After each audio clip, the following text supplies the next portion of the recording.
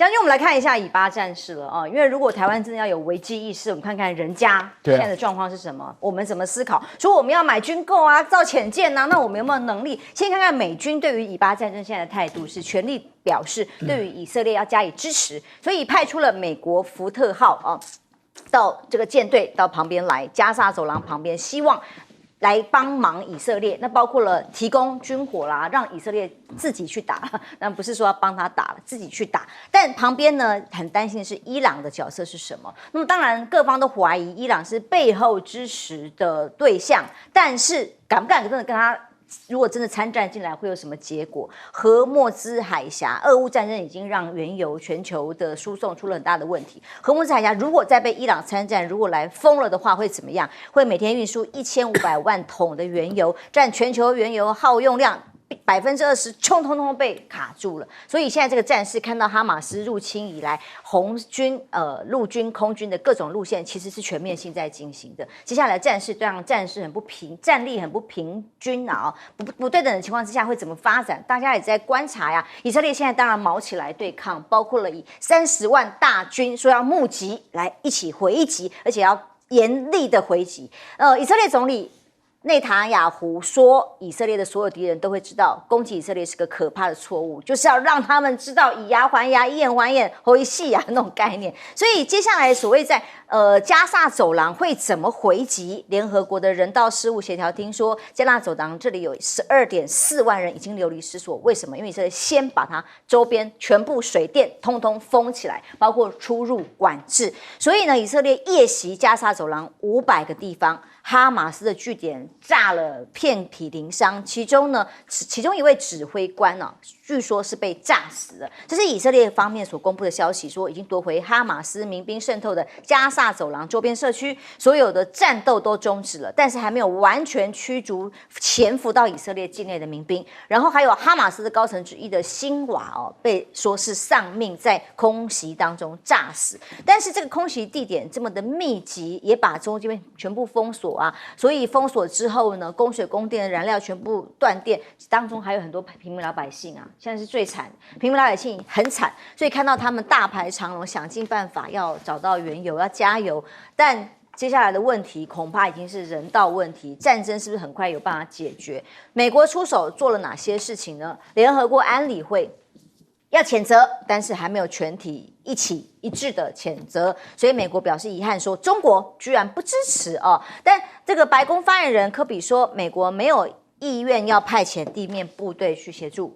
那拜登政府并没有发现伊朗直接参与策划的最新证据。国防部长奥斯汀说，已经命令福特号航母去打击群前往东地中海，在这个区域里头也增派战斗机，强化美军在中东的部署，做好援助的准备而已哦。那没有直接去指控伊朗的原因，当然也很清楚。我们刚刚看到地图就知道，很担心伊朗真的一起加入之后，结局就完全不一样。伊朗目前都是以否认参与行动来表达对外的意见。同时呢，中东情报官员说，哈马斯至少1年前就开始策划行动了，得到伊朗的关键支持是什么呢？包括军事训练、后勤协助、数千万美元的装备提供的哦。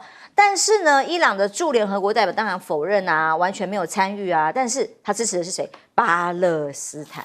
布林肯说没有看到伊朗指挥或在背后促成的证据，但肯定存在长期的关系。伊朗如果直接涉入这次袭击的话，将会导致伊朗跟以色列长期冲突浮上台面，那么提高中东扩大这个更大正面冲突的风险哦。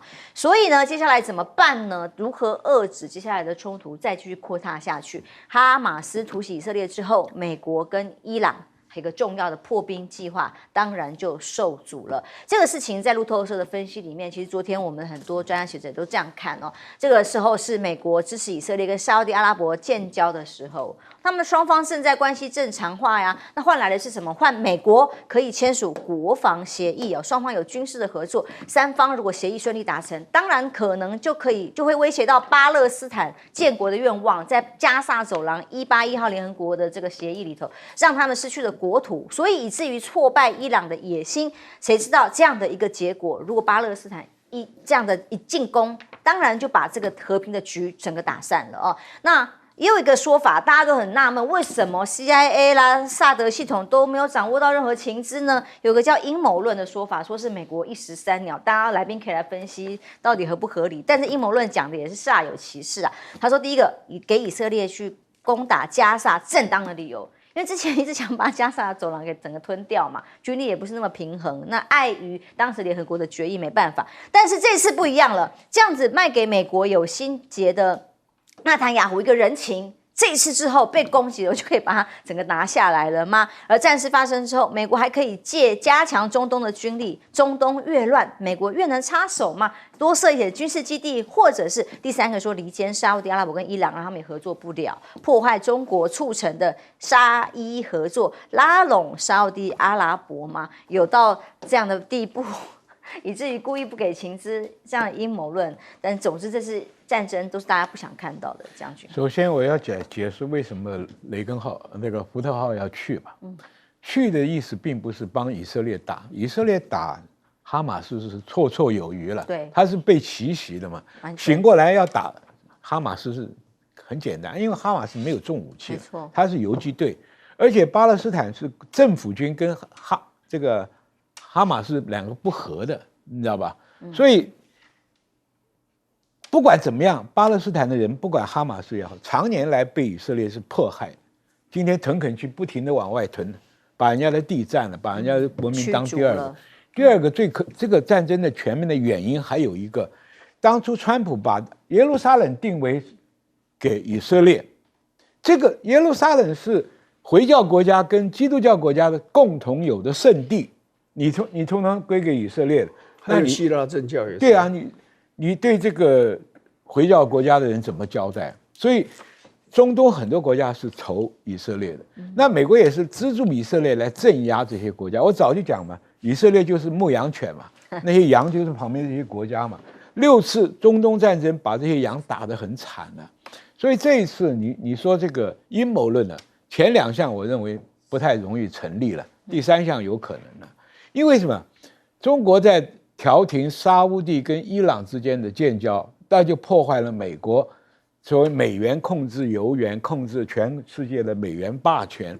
那美国是很担心的，他只要能够制造伊朗的恐怖，让沙烏地不得不跟美国去联手，这是美国的收获。因为中东国家现在偏离给到中国的国家越来越多，跟美国能够友好的国家越来越少，因为大家都是卖石油的，当年是合作关系，现在变成敌对关系，对吧？大家竞争嘛。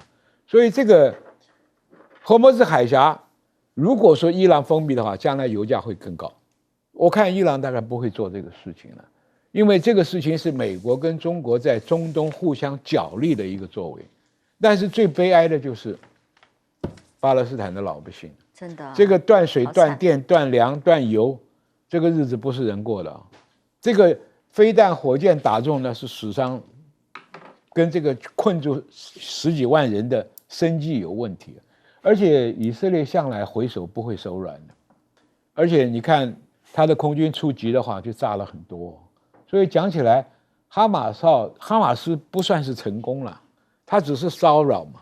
火箭弹打了，冲进去几个游击队，抓几个人质，并没有达到颠覆以色列政府的能力，或者是解除了以色列的军防，对不对？以色列这几年太平日子过久了，靠科技来防了，不像以前处心积虑要潜伏在沙烏地这些国家里面的这个情报人员，现在也少了嘛。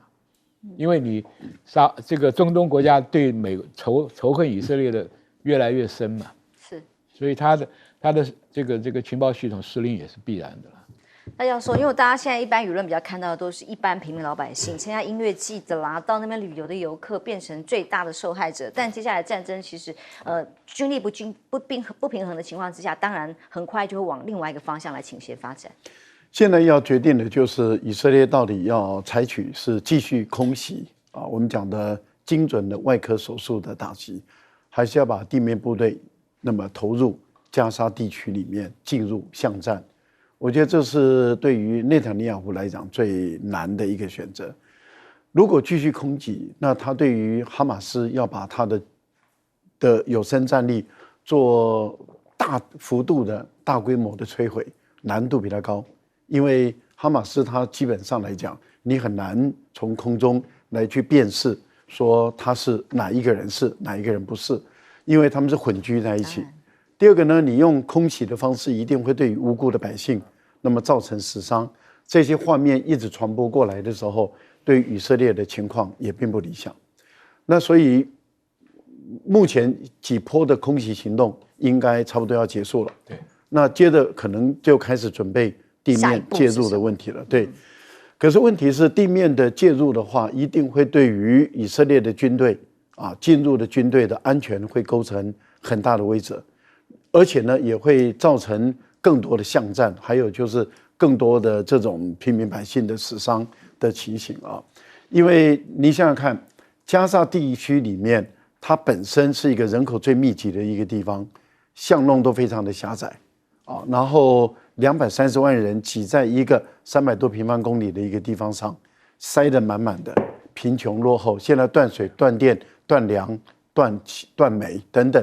那在这样的一个情形下，你的部队一进去的时候，那你已经制造更多的仇恨，那谁都可以跟你丢石头，谁都可能跟你对你产生威胁。那以色列的士兵为了自己的安全，那么采取攻击的话，那造成的伤害，这些画面暴露出来，我觉得这个对以色列来讲压力也会很大。所以我觉得内塔尼亚胡他目前来讲的困境存在，可是看起来他是铁了心一定要打。我觉得有人说这3点原因，我都觉得站不住脚，3点都不合理。为什么？因为这个道理很简单，苏利文在9月30号才说，拜登政府对于中东地区是20年来最好的一个情况，他比过去的几届政府表现得多好。苏利文掌管美国的国家安全，总统的安全顾问，结果他对于这个方面的情报一无所知，打脸吗？打脸了，打得很惨，他应该要辞职谢罪了。所以委员怎么看？因为你也经历刚刚提到的经历在以色列空袭这个是家常便饭，但是这次重大的冲突怎么发展？以色列我去过好几次了但每次去都觉得说这国家也不容易啊，所以台湾很多人都佩服以色列。但是纳坦雅夫这个就回国的这个总理坦白讲是鹰派的鹰派了。他对这些巴勒斯坦人因为加沙走廊这些人是一点都没有留下一点空间给人家。所以我告诉你，如果你今天是加沙走廊的人，还是说巴勒斯坦约旦河西岸这一带人，你们觉得你们的生活是怎么样？你这完全是被以色列给打压，给整个是包围住，高墙筑起来，你要进出都被管制嘛，自己有海岸自己都不能随便去游泳嘛。所以这个坦白讲，对以色列来讲，这么强硬的一个总理再回来担任职务其实美国人本身也不是很爽当然了，以色列人就犹太人在美国几乎是予取予求了。犹太人在美国只有构成多少？2.4%而已，人口就大概600-700万吧。可是他在参议院100位参议员里面，他有10位是犹太人，你知道占了10%。众议院里面大概一共有28位，大概占了7%。所以我们随便讲，驻日本的大使犹太人，这个财政部长耶伦犹太人，副总统的老公犹太人。你随便举，刚到中国大陆，告诉中国大陆说我很失望，你们应该对这次的加沙走廊这个攻击这个事件，你们应该好好的同情以色列，应该谴责这个哈马斯。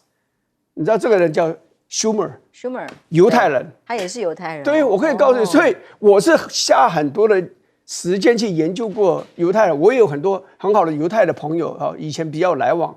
那但是我要讲一件事说，这个事其实不容易删掉。美国真的希望，刚刚讲的阴谋论，拜登要寻求连任，他不希望这个地方爆发战争以色列也不希望，因为这个战争爆发结果，美国现在要做一件事，跟以色列最想做，就以色列跟沙特阿拉伯建交。你如果这个事情出来以后，有办法建交吗？你就加沙走廊这些人断气、断水、断电，还断食物这以色列自己宣布断食物那这些惨状。每天电视都看到，半岛电视尤其每天都在放。请问你沙特阿拉伯人民看了会怎么样？其他国家埃及的人民看了会怎么样？沙特阿拉伯在这个时候如果宣布去跟以色列建交的话，或是未来的半年1年的话，我告诉你，沙特阿拉伯会被在阿拉伯世界会被孤立起来。所以这个事情，我认为不是以色列故意希望看到，也不是美国希望看到，但是它就是爆发了，而且这样的事情会层出不穷。至于说下一步怎么办，我告诉你，我认为是没有解了，仇恨会持续下去了，解决不了了。好，最想解决这个人，一个叫比金嘛，比金被杀了嘛，对不对？就本身就被杀了嘛。所以我们要讲一件事，就是说未来。现在就是说，以色列军队要不要冲到加沙走廊里面去，整个把它完成军事的占领？我觉得国际的压力会很大了。美国是完全倒向以色列，欧洲国家未必如此啦。是，好，这是一个。第二个呢，哈马斯这次要干，他是从头想到尾的啦。为什么俘虏这么多人质？我就等着你来攻啊！你要攻什么？你们想不想？家长就这么小，人质。几百位的人质在里面，你怎么知道你攻的结果会杀死哪一个人质？所以我跟你讲，他会碍手碍脚。第二个，你要攻进去，哈马斯这些人敢干了，从头想到尾，就是怕你不进来，你进来打巷战，他就要对付你。是，他现在打坦克的那个方法，你看2艘坦克都被他干掉了，所以他们是有准备的。所以这只是说，每次看到这种战争啊，其实最惨、最可怜的就是那些人民啊，他们也不要什么理想啦。也没有什么伟大的什么意识形态啦，意识形态的这种目的啦，他们要只是好好的生活。真的，我们来看看哦，其实被影响的除了当地人，当然还有国际油价整个大涨，根本是飙涨超过了5%啊。然后华盛顿邮报的报道，沙烏地阿拉伯配合赶快石油增产，来避免说有机会让沙烏地阿拉伯美国要促成的这个协议赶快承认啊，来换来美国签署防御协定有没有可能往下走？然后当然以巴冲突里面本来前阵子黄金啊、钻石原钻啊价格在跌的，现在整个都爆冲哦，几乎是6月宣布在以色列投资影响最大的就是 Intel， 本来有250亿美元要在以色列盖新厂哦，当然还有一些收购各种总部、自驾车总部等等的，结果现在当然9号一开盘早盘就下跌了2%，投资人就关注啦，接下来包括了各种 IT 相关产业，台积电、三星这些晶片股是不是会受影响？那么大陆呢，9月份也很特别，外汇存底大幅降幅扩大之后呢，人行的黄金储备也是继续增加，当然都是战争效应。所以中国人民银行特别在9月公布了黄金储备规模7046万盎司，比起8月底更增加了。继续往上升，所以连续11个月在增加。美债现在是遭到抛售了一直创下了新低。耶伦叫大家安心这个很正常不要跟进，不要再抛售等等。但以巴战争呢，也引起了美中的关系的一些小小的紧张吗？美国不断的，像刚刚来宾也讲到了 Humor 舒曼这位议员到中国正在访问当中，不断的对于包括王毅等人强调说，反对你们不直接表态，你应该跟以色列人民站在一起呀。那还叫习近平也要表态谴责他们的懦弱、恶毒攻击等等的。但这个时候毛宁的回应是没有回应了，就希望最重要的事情尽快实现停火。但华为中美对抗的情况之下。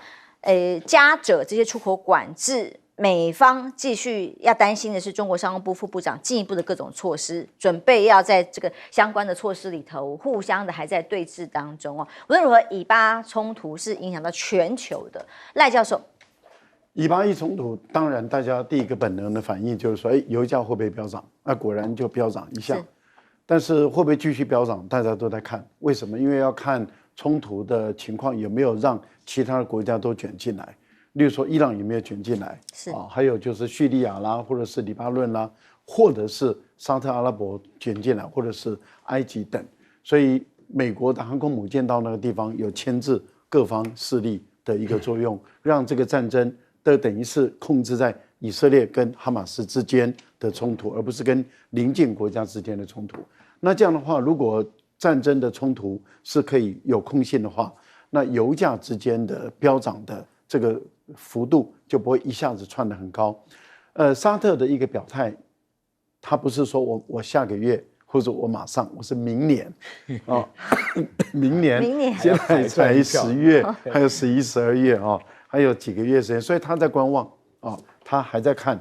我觉得这要看那个情况而定。但是以色列这一次的这个哈马斯的袭击的成功啊，他给以色列人也给很多外国的投资者带来一个可能还需要更长的时间，我们才能够评估得出它的影响有多深远。为什么？以色列政府对于以色列的整个国家安全的可靠性还值不值得信任？过去是很值得信任，因为哈马斯了不起就零星的冲突啊，那么都很快被压制。那上一次比较大的规模的冲突是几十年前，之后以色列都是有效的确保它的这个整个工业区、生活居民点、商业区的安全。可是这一次这么大规模的伤亡，700多人死了，1000多人伤，然后100多人人质，这么大规模的伤亡，外国的投资者会不会却步？会不会不敢再投资？我觉得这是对以色列的影响会有的。还有以色列人民对他的政府、他们的军队，在过去是绝对的信任，会不会产生动摇？我觉得这个也要看。另外一个部分里面就是大陆很明显的，它的政策已经出来了，而且一直在走了，就是一直在减持美国政府的公债，这个方向似乎是一直持续不断的，按部就班的走，然后同步的一直在增加黄金的储量。我觉得这样的一个两手，卖美元增加黄金，卖美元增加黄金，这样的一个趋势已经在走。这代表什么？代表中国大陆的货币政策已经越来越清楚了，要让人民币在国际化的这个空间更大，然后缩小美元在国际化之间的份额。休息一下，马上回来。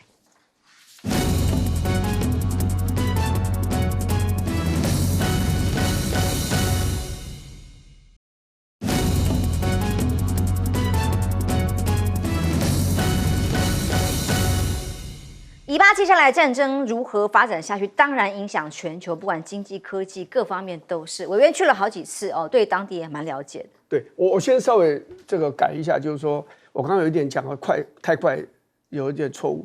被暗杀的人是拉宾，不是比金。对，好，因为我要去看比金墓的时候，阿拉伯的小孩砸了人家外国人车子，所以他印象让我一下子错乱掉。那这个拉宾是一个很好人。他跟阿拉法特就是跟那个巴勒斯坦解放组织达成合议，在这个挪威的首都奥斯陆，这个就造成了以色列全面开始要跟这个巴勒斯坦人要和解。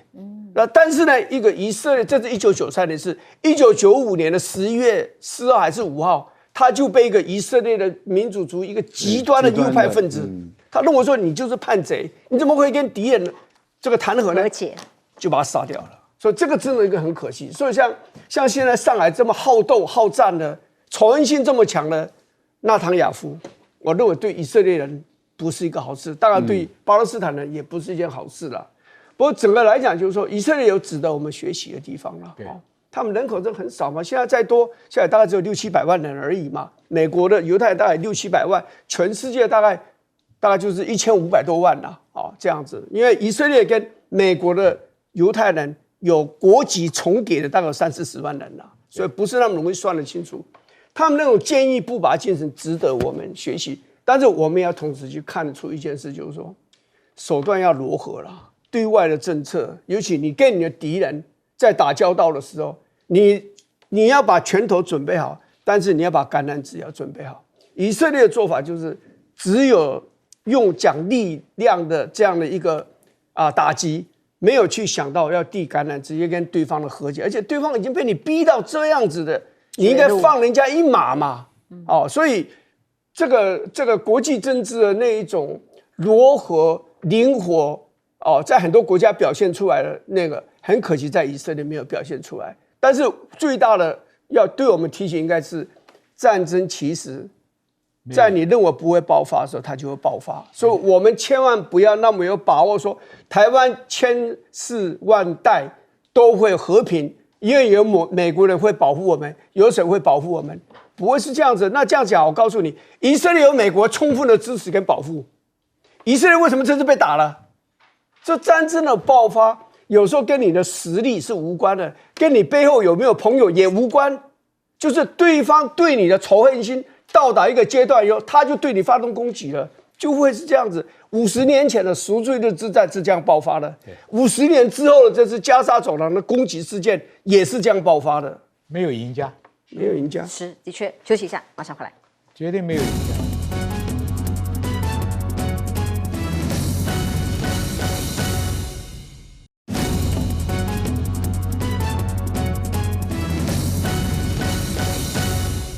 以巴战争呢，对于全球的军事专家来讲，最不可思议就是说，居然情报站上完全没有发现这件事情。基本上，我们职业军人呢，对以色列很多战争都视为典范。我记得那个时候，我们国防大学以前的老校长还被沙烏地这些请去，怎么样教他们怎么样这个对付以色列了，对不对？那个时候，可是以色列在这么多回教国家包围之下，我们怎么看都是很危险。但这个民族很坚韧所以为什么他的战术上也创造很多？你像奇袭啦，或者是这个飞机一天可以起飞4次到5次去做轰炸，在一个军队来讲，你飞机不可能起飞那么多次，飞行员啦、地勤人员啦、技工啊，这些都不太可能，但是他们都做成了。我再讲一个故事好了，我们在陆军学院里面就看很多中东战史。等我到美参大里面很有意思那个美国的教官呢，讲到中东战争他不讲了，他请那个以色列的军官上来讲。那以色列军官根本就不大看得起美军的教官，噼里啪啦的，我们就直接听他讲。的确，这个国家是在一个困苦环境里面逼出来的智慧、科技、医药、武器，还有全民的忧患意志。对，所以那个时候以色列非常强，你知道吧？我举一个例子打仗就怕用杂七杂八的武器。以色列。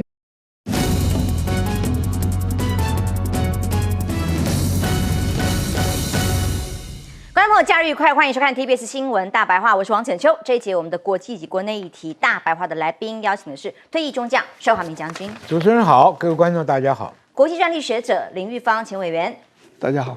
国际政治专家赖岳谦教授。主持人好，观众朋友大家好。两岸的关系，当然现在世界上已经有2个地方区块在打仗了两岸之间的和平，当然是我们衷心所期盼。所以今天在国庆谈话上，蔡英文总统谈的是什么？其实他谈的也是和平啊。他强调和平是两岸唯一的选项，维持现状是各方最大公约数。他认为现在的台湾已经是世界的台湾，什么意思呢？我们证明了，不管是地缘战略、全球民主发展或者国际供应链的体系，我们都是最可靠、最有效率、最安全的合作伙伴。真的吗？那以巴冲突里头，学者很担心的是什么？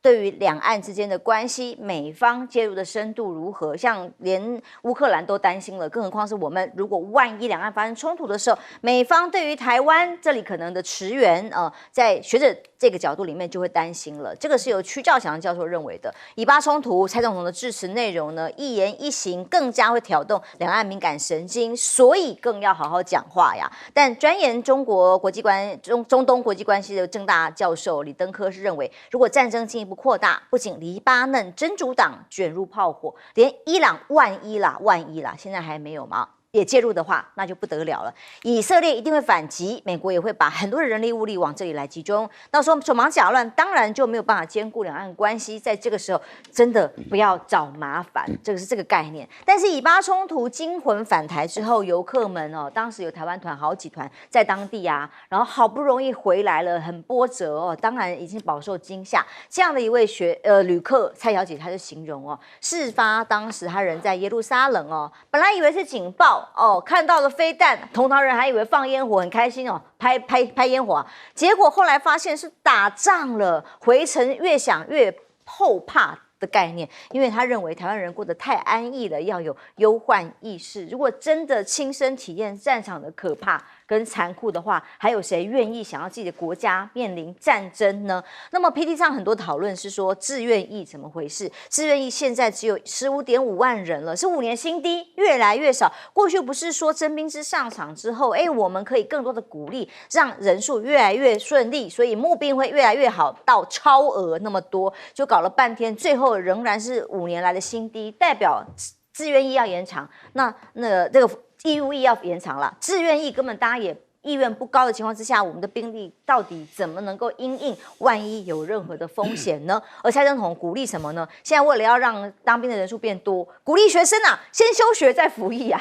大专的役男读书不重要哦，强化全民国防的方法，这种就是叫大家94年次以后的学生，如果有兴趣的话，义务役恢复1年，可以在寒假、暑假、露营之外服完1年，再叫你休学啦，回学校再继续学业，这个是一个方法啊，要这种方式来冲人数啦哦。有到这种家长听到不知道会不会昏倒，但是呢，现在蔡总统谈跟北京互动的这样子的各种谈话里头，大陆学者怎么看呢？都认为是空谈，演说的字里行间并没有让人感受到两岸同属一中的意涵，而这正是当前两岸关系发展最大的症结点。这是来自于北京联合大学台湾研究所的副研究院的院长他的谈话。但是呢，大陆对于台湾的关系还有一个最近近期本来马上就要届期的所谓的贸易壁垒调查，本来这几天要公布的，现在宣布要延后的时间，让大家一刀两刃也很担心，因为会是在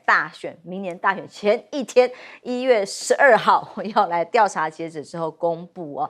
那到底是为什么呢？那陆委会直接用政治意图来加以诠释，他认为是将贸易政治化了，完全出于政治动机，要干扰台湾民主运作。经济部则做好说没有关系，我们已经做好准备因应产业了。所以一方面秉持开放的态度，而且也愿意跟中方在 WTO 的架构下协商跟处理。真的有在协商跟处理吗？这个民党党团的干事长刘世芳说，任何贸易的壁垒问题都在 WTO 架构下谈判就好啦。那台湾政府不会回避，也不希望中国商务部进行以统战为目的的调查。但是到底有没有在所谓的沟通协商跟处理呀？台商们产业界们都觉得根本看不到，所以在完全没有沟通处理的情况之下，所谓中方要直球对决的时候，我们的政府形容是双手一摊，没有因应措施。所以在不管产业界或者是几位的大佬的回应里头，都是忧心忡忡。接下来到底会怎么发生？好像是不管这个企业界的死活啦哦。那最惨的就是民众自己要怎么存活的问题嘛。将军怎么看今天国庆谈话，两岸和平？今天这个国庆实在很感慨。我从小有记忆开始，国庆都是一个全国欢欣鼓舞的日子。但今年的感受特别奇怪，台湾 National Day， 那是中华民国国庆吗？还是台湾国庆？这第一个。第二个，我们那个双十标志以前是斩钉斩铁的2个十字，现在扭曲到又是杂色，形状又歪曲，那这感觉上就是说这个国庆还像个国庆吗？第二个，当然我们很在乎蔡总统的这个国庆的宣告，讲的是和平。第一个，现在全国老百姓对他的讲话可信度有多少？第一个，第二个，他这里面所谓的2个立论基础，台湾是全国际的台湾。那我请问，现在国际上认同一中的认同台湾是独立国家的有几个？认同一中的有几个？这是第一个。第二个，台湾因为这个集体电路是掌握了全世界很大一个产量，好像是护国神山，好像外国都很在乎，这是第一个顾虑啊，所以国际上要伸手。第二个呢，台湾海峡，对不对？是国际贸易海峡，这2个东西它拿出来变成我们台湾现在受到国际关注的2个理论基础。那么我请问，那既然是台积电晶片是我们的这个基础的话，为什么美国要逼着你到美国设厂、到日本设厂、到德国设厂？等你都设厂完了，台湾的利益还有没有？台湾的重要性还有没有？第二个，所谓讲的台湾海峡关系到国际上的航道，美国的航舰从到处都经过，到南海也是自由航行。中国大陆就算是武统，他会把这个海峡给你全部封了吗？这个根本说不通的嘛。所以这个问题啊，今天国庆他讲的这个很重要的这4点呢，没有一点能够成立嘛。你今天身为中华民国总统，在经过总统誓词里面宣誓过效忠中华民国，效忠中华民国的宪法，我们宪法能容许你把国号改了吗？拿来含混擦边球，对不对？第二个，今天这8年你执政这8年，台湾老百姓富足了吗？有兵凶战危？兵凶战危是以前有的吗？马英九时代没有啊。那兵凶战危怎么造成的呢？是你把它造成的嘛？你嘴巴里讲跟两岸要和平，骨子里面都是在挑衅嘛。那这个和平怎么会来？所以今天台湾老百姓有钱的都跑到日本去买房子啊，我们这些没钱的他妈在这边被你这样迁入到兵凶战危的环境啊！将军怎么看？你今天叫我怎么庆啊？将军怎么看这个学生志愿役的人数啊？已经降轻低，要学生休学去，这更荒谬了。当兵，你寒暑假去当个兵，你是去夏令营吗？还是寒假的这个活动？当兵的训练不是这样训的。我们带了一辈子的兵，1年的兵我都不够资格说拿上战场去做实战，因为现代的战争很复杂的，越是现代化，操作的东西、训练的技术、训练的尖锐性都要够。你寒假去2个月、3个月，暑假去3个月，这叫什么训练嘛？它不连贯，所以也不可能让这么短的时间里面塑造一个在战场上敢作战、敢面对敌人压力的一个战士。各位，不是拿个人数充数啊！募兵制是你们民进党先挑起来的，既然做，你就好好做啊！搞到现在募兵都不足，基干部队也少啊。我们在官校读书，我这一期就360多个，这今年一看官校学生多少？把陆海空3关的学生凑在一队不到1000，我们那个时候光4个年级的班都是1500-600，所以你看哈，军中的基干不够，士官也不够，训练也不够，武器装备美国开了那么多支票，给的都是库存品，而且是轻兵器，这个仗叫我们军人怎么打？我一点都没有安全的感觉。你花了5-6千亿。明年你看今年那个潜舰案闹成这个样子，你敢放心让官兵上船到海里面去试一下吗？对不对？这个政府执政无能到了什么？你用这些烂人嘛，弹也搞不好，疫苗搞不好，口罩搞不好，快筛搞不好，你哪样搞好的？我请问你。蔡总统的文告几乎每一次谈都会讲到和平，然后再来是对话，两岸必须要对话。但委员，请问我们到底现在有没有对话呢？我倒想讲一下那个这次的加沙走廊的问题了哈，因为大概8、9年前啊，因为我是中华民国以色列国会联谊会的会长，我就带了一个团啊，从约旦进入以色列。然后那时候有廖正勤委员啊、蒋乃馨委员啊，他们夫妻都给我们一起去。然后那个时候去的时候，其实在约旦的时候，我们外交部是不太希望我们继续向前走，因为哈马斯用火箭弹打以色列，那一次还打得还蛮凶的。可是我心里想说，我们现在外交处境也不是很好，然后我们既然跟人家约好要时间了，约好了要跟对方见面，那我怎么能够取消呢？所以就去了。去了到机场真的空空荡荡的，没什么人。因为欧洲的所谓航空公司取消飞以色列，美国航空公司也是一样。所以我们进去的时候，以色列看到我们觉得很感动，因为别人都不敢来，你们竟然跑来了。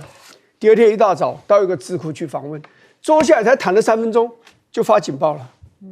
我们就只好赶快出来躲在那个防空洞，就他们有一个地下室那个地方。然后就看到拦截，确实那个声音最恐怖的时候是它的铁穹啊 ，Iron Dome， 它拦截成功的时候，那个声音是最大的，真的是很吓人，因为那个高空不是很高嘛。我讲这个意思就是说，你知道在历史上最多的战争，因为近代史上是发生都是跟领土有关的。那你看越战已经结束这么久了，阿富汗战争也终于结束了，可是你看以阿之间的冲突以不同的方式持续下去。那为什么？这就宗教以外就有领土的问题嘛。你以色列的人要的空间越来越大，那些巴勒斯坦人呢空间越来越小，这个斗争也是一样，就真的会冲突。两岸之间我要讲的就是说，这就是一个领土的问题。第二个还有所谓的民族主义的问题嘛。好，所以这个做我们不要去低估了，因为好久以色列为什么这情报全部失灵呢？以色列情报是很厉害的，不要讲说他们国内的情报单位，他们的国际的情报单位摩萨德是很厉害的啊。以前驻台湾的派来这边代表都是摩萨德派出来，后来才换他们的外交部这样，所以我跟他们有一点接触，可是全部都认为没有问题，所以才会被人家偷袭成功嘛。所以这个战争呢，现在很多人呢，我看民调的时候，很多人还是认为两岸之间不会打仗。你怎么会有这么大自信心，认为你不会打仗？这里又涉及到领土的问题，还有大陆呢高昂的民主主义的问题，台湾又有台独主义的问题，彼此这样的对立那么严重。那我要讲的一件事就是说，蔡英文你就两岸闹翻的原因，最主要是民进党不接受九二共识嘛，那也没有关系。但你有本事，你要废掉一个可以让两岸稳定和平的东西的话，你就再建立一个东西来取代它吗？可是请问到现在为止，民进党有提出一个吗？就是不好也应该可以被接受，或是不好但是可以讨论的提议有没有？没有提出任何这个可以取代的东西。那你叫什么厉害？那这样也好，那就慢慢培养大家的善意。那我请问一下，疫情也过这么久了，你什么时候开放让大陆人到台湾来？这不是对大陆人好，而这台湾的商家也该赚一点钱了。以前的士林夜市，这个高雄的夜市，包括永康街，那陆客来多少？那个民间的慢慢的这种加强来往，你就会让上层的关系慢慢也改善。你民进党上层没有办法谈，官方没有办法谈，底下的交流你也不停的扼杀。所以我再问一次，你什么时候开放陆客到台湾来访问？你连这都不敢做，你讲的那么勇敢，那么有信心，你就是恐惧，就是害怕，也不晓得你在恐惧什么，害怕什么。所以现在陆客这么多的陆客没有办法到台湾来，我认为这是民进党这个政府是真的搞口罩啦，刚刚老帅讲了，搞口罩啦、疫苗啦，赚这些钱、鸡蛋这些很厉害，要你认真做一件事去改善两岸关系，一点能力都没有。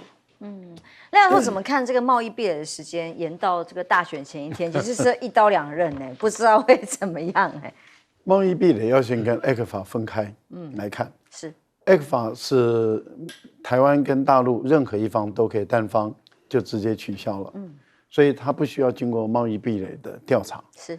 那要对于2000多项台湾对于大陆限制的产品进行这个贸易壁垒的调查，最主要的就是要在 WTO 那边提出那么控诉这样的一个动作。那如果说台湾这边都不回应的话，中国大陆就可以对于台湾的产品那么提出反制报复的这些措施。这个就是大陆它这边当然就可以这样做了。那这样的话，对于两岸之间的贸易当然会引起很大的变化，对于台湾的企业厂商，尤其是出口产品到大陆的厂商，绝对会影响很大。好，那所以我们可以看到大陆的一个做法，一方面它也可以随时把 ECFA 就取消了，那台湾的石化工业、传统的这些产业，包括这个机械工业到大陆去就会出现问题。可是我们刚刚谈的2000多项的产品，如果民进党政府都不回应，它可能就对于台湾的更多的这些产品实施更多的限制，或是提高更多的关税。那这个对台湾的出口就会出现很严重的影响。那由于他提到了，就是说这个复杂，因为2000多项很复杂，所以短时间内没有做完，那延到选前的前一天那这个意涵就很明白了。那也就是说，企业主自己要想清楚。台湾现在的企业主常常跟他的员工已经剥离了因为台湾的企业主不像过去老一代的企业家，他们基本上像王永庆他们对于员工看成是家人，所以当他们企业赚多少钱，他们就会一直改善员工的生活待遇、福利等等。因为都是一家人。但是我们看到很多的企业主，他们现在已经不是这样，所以剥离了。剥离了以后呢，那影响最大的是企业主，可是间接影响的当然就是他所受雇的员工。可是当受雇的员工没有感受的时候，他继续投他的票；而企业主有感受的时候，他投票的方式就可能就会不一样了。那这当然我们可以看到会产生的一些结果。还有一个我觉得要谈的兵役的问题。提出这个弹性当兵，大学生当兵，读书读1年2年，然后寒暑假去当兵，这个部分里面国防部能不能配合？想清楚啊！为什么？因为如果是如此的话，等于是大学生选择什么时候去当兵，国防部能不能吸收消化这么多人当兵？你有这么多的营区去容纳这些人吗？还有当兵的方式是拆成3段4段来当兵，还是1段？刚刚帅将军会很气，就是因为你怎么可以拆成好几段来当兵？过去4个月的兵可以分2次，一次2个月，一次2个月。现在12个月的兵可不可以分4次？寒假1次，暑假1次，暑假2个月，寒假1个月，然后大家大家加起来，总共凑满12个月，这个国防部一定苦不堪言。这个部队根本不用打仗，所以我才会说你蔡英文你要弄清楚国防部能不能承受得了，也要想清楚，这些不是一张嘴，就是这些人一张嘴。最后一个就是蔡英文，你不要只要一张嘴。第一个，维持现状是各方最大的共识，哪一方的共识？你8年前选举的时候，你说维持现状，那时候刚好就是马英九跟这个习近平在新加坡的9·2共识，你说维持现状。那时候的现状是不是9·2共识？你为什么不说呢？还有，他又说台湾的这个国际供应链的体系是最安全可靠，美国人都是要把你炸掉了，你还授给他景气勋章不是吗？然后你说台湾是最安全的地方，你颁给他景气勋章的那个人，他说每个人都要发 MK49去打仗，台湾是美国认为最不安全的一个地方，不要公开的说跟事实不合的话。将军要补充是？我讲哈，国防的问题啊，我们现在做的都是务虚而不务实。什么叫务实？为什么讲2年的兵，在一个刻苦的环境里面，他培养他一个坚韧不拔？因为战争场面是很残酷的，很不适合人性的这个环境之下进行生死的搏斗。那个时候为什么老总统说金门马祖我始终不丢呢？因为美国人说你金门马祖根本守不住嘛，他就是要一个战地，让我们的军人在那边过战地的生活，才能够面对未来战争的需求。好了，现在当兵已经不到战地去了，在金门马祖兵很少了，在本岛你还不训练切割成这样子，我告诉你。你是拉人数啊，把这些大军人数都拉来。我们那个军售也是拉一个空头支票嘛，那个弄国造的潜舰能不能下水都不知道嘛，就是制造一个虚幻的，就是说我们好像在注重国防安全，骨子里我们看都是虚的嘛。你拿什么东西来保卫台湾的安全？不要讲说谈判，看流量一样而已啦。对，就是看流量一样嘛，冲数字嘛。